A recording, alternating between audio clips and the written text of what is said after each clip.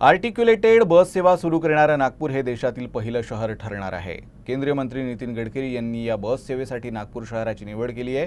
ही बस सेवा सुरू करण्याचा गडकरींचा निर्णय योग्य असल्याचं सिद्ध होतंय, कारण शहराच्या इनर रिंग रोडवर सुरू होणाऱ्या या बस सेवेचा फिजिबिलिटी अहवाल पॉझिटिव्ह आलाय। त्यानंतर आता मनपाने प्रकल्प व्यवस्थापन सल्लागार नियुक्त करण्याची प्रक्रिया सुरू केली आहे।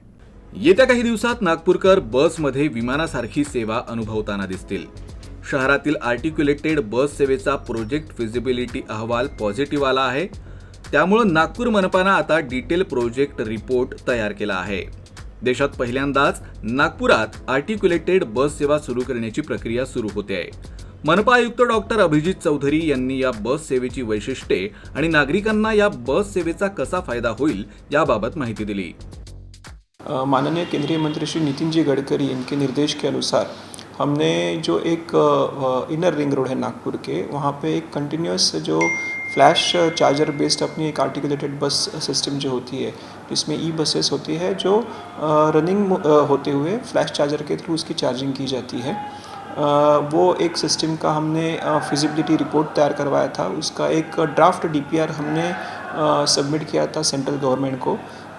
तो सेंट्रल गवर्नमेंट ने यानी मॉर्थ ने उसको हमें परमिशन दी थी कि आप इसका आगे आरएफपी इशू करिए और उसके बाद फिर ये हमारे यहाँ पे अप्रूवल के लिए आप सबमिट करिए।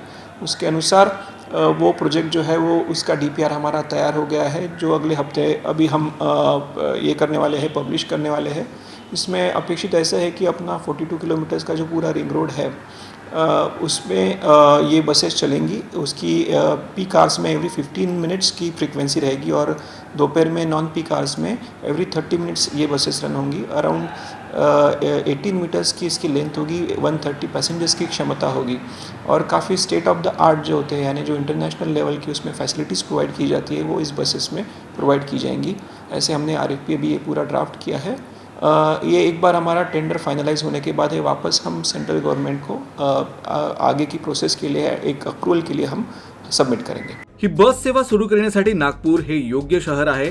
बस सेवेशी संबंधित निविदा प्रक्रिया पूर्ण केल्यानंतर हा प्रस्ताव केंद्र सरकारकडे मंजुरीसाठी पाठवला जाईल, अशी माहिती देखील आयुक्तांनी दिली। या सेवेचं वैशिष्ट्य म्हणजे शहराबाहेरून येणारे प्रवासी ज्यांना आतापर्यंत शहरातून जावं लागत होतं, त्यांना त्याऐवजी इतर कोणत्याही सॅटेलाइट शहरात शहराच्या इनर रिंग रोडनं जाणं सोपं होईल। ये कंटिन्यूसली बेसिकली रिंग रोड पे बसेस मूव होती रहे, एक्सपेक्टेड है कि ये मूव होती रहेंगी। इससे फ़ायदा ये होगा कि अपनी जो मेट्रो की भी है, मेट्रो की 2 अलग लाइंस जो अपने नॉर्थ साउथ ईस्ट वेस्ट है उसकी भी कनेक्टिविटी रिंग रोड के वाया एक इस्टेब्लिश की जाएगी और जिनको सिटी के अंदर आने की ज़रूरत नहीं है वो सीधा रिंग रोड से इस बसेस के थ्रू यानी जा सकते हैं।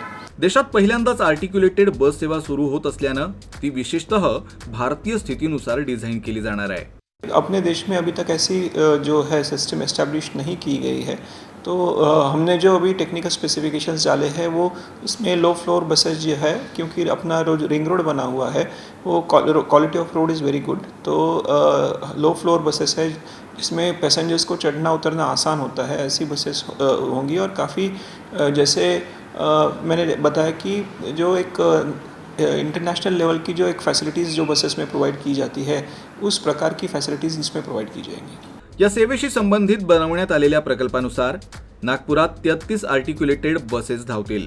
एका बसमध्ये 130 प्रवाशांची बसण्याची क्षमता असेल। बसमध्ये विमानासारख्या सर्व सेवा उपलब्ध असतील। शहराच्या इनर रिंग रोडच्या 42 किलोमीटर परिसरात ही बस धावेल। एक बस अंदाजे 2.5 तासात एक ट्रिप पूर्ण करेल। इनर रिंग रोडवर 65 थांबे असतील। या बस सेवेसाठी एक विशेष मेंटेनन्स डेपो तयार केला जाईल। 8 ठिकाणी बसचे चार्जिंग स्टेशन असतील। सर्वात महत्त्वाची गोष्ट म्हणजे बस फक्त 1 मिनिटात चार्ज होईल। या बसेस पूर्णपणे विजेवर धावतील। बसची लांबी 18 मीटर असेल। येत्या काळात नागपूर हे पहिलं शहर असेल जिथे ही बस सेवा सुरू होणार आहे। युरोपियन देशांमध्ये आर्टिक्युलेटेड बस सेवा सामान्य आहे, मात्र नागपुरात ती नवीन तंत्रज्ञानानं सुरू होणार आहे। तर या सेवेसाठी स्वतंत्र ऑपरेशन आणि देखभाल सुद्धा आवश्यक असेल। व्हिडिओ जर्नलिस्ट अतुल गवईसह दिव्येश द्विवेदी, यूसीएन न्यूज, नागपूर।